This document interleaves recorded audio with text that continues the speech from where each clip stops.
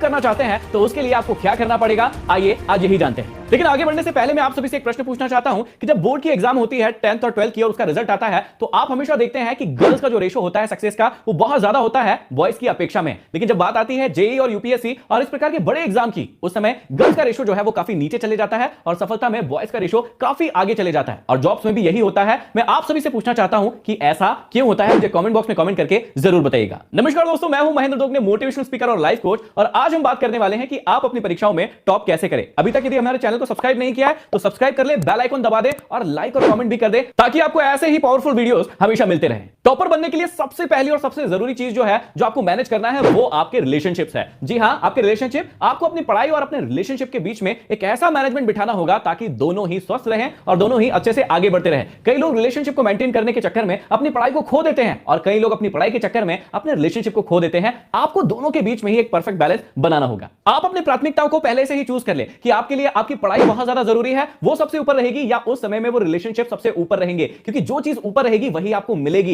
यदि पढ़ाई ऊपर रहेगी तो उसका रिजल्ट अच्छा आएगा, लेकिन यदि रिलेशनशिप ऊपर रहेंगे तो उस समय पढ़ाई का जो रिजल्ट है वो डाउन भी हो सकता है। अपनी लाइफ के जितने भी टॉक्सिक रिलेशनशिप है उन्हें छोड़ दें जो कि आपको और आपकी पढ़ाई को खराब कर रहे हैं। कई लोग अपने टॉक्सिक रिलेशनशिप को लेकर आगे बढ़ते चले जाते हैं, सोचते हैं कि वो उन्हें छोड़ देंगे लेकिन छोड़ नहीं पाते हैं और उसके कारण उनकी पढ़ाई जो है पूरी तरीके से खराब हो जाती है। यदि आप भी ऐसे रिलेशनशिप्स में हैं तो उन्हें आज ही छोड़ दीजिए। अब मैं ये नहीं कह रहा हूं कि रिलेशनशिप को पूरी तरीके से छोड़ दीजिए, बिल्कुल भी नहीं। आप एक पर्टिकुलर टाइम डिसाइड कीजिए कि आप अपने रिश्तों को इस समय का इतना भाग देंगे ही ताकि आपके रिलेशनशिप भी वेल मेंटेन रहे। और याद रखिए कि यदि आपके रिलेशनशिप सही है और बहुत मजबूत है तो वो आपकी सारी की सारी बातों को समझेंगे और हमेशा ही आपका सपोर्ट करेंगे। चलिए तो बीच में एक जोक भी सुना देता हूं जो पढ़ाई से ही रिलेटेड है। एक पिता अपने बच्चे को बहुत जोर जोर से डांट रहे होते हैं, उसे पीट रहे होते हैं और कह रहे होते हैं कि अरे मूर्ख, नालायक, पागल, देख वो शर्मा जी की लड़की को, उसने टॉप किया है और तू गधा नालायक, तू फेल हो गया। तो लड़का चुपचाप से पिताजी की ओर देखता है और कहता है कि मैं शर्मा जी की लड़की को ही तो देख रहा था, इसलिए तो मैं फेल हो गया हूं। तो कहीं आप भी ऐसा ही तो नहीं कर रहे हैं? इस बात का ध्यान दें, नहीं तो आप कभी भी टॉप नहीं कर पाएंगे। टॉपर बनने के लिए दूसरी जो सबसे इंपॉर्टेंट चीज है वो है आपका टाइम मैनेजमेंट। जी हां, आप टाइम मैनेजमेंट के बिना कभी भी टॉपर नहीं बन सकते हैं। सबसे पहली चीज, अपना एक परफेक्ट शेड्यूल बनाएं। आपको पता होना चाहिए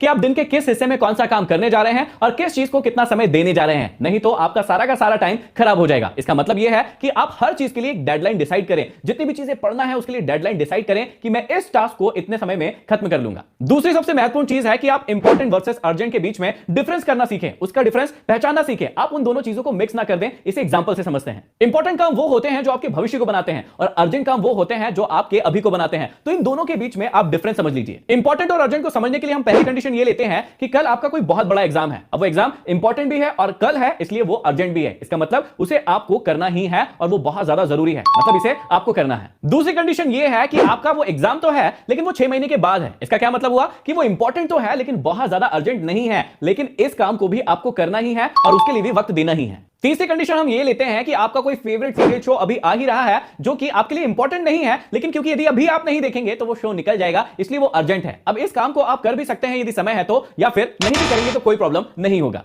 और चौथी कंडीशन हम समझते हैं जो काम इंपॉर्टेंट भी नहीं है और अर्जेंट भी नहीं है, जैसे आप सोशल मीडिया का दिन भर इस्तेमाल करते रहते हैं, दिन भर इंटरनेट चलाते रहते हैं, ये ना तो इंपॉर्टेंट है और ना ही अर्जेंट है। ऐसे कामों को आप छोड़ सकते हैं। तो इस ग्राफ को आप ध्यान से समझ लीजिए और इसे अपनी पढ़ाई में जरूर फॉलो करें। टाइम मैनेजमेंट में अगली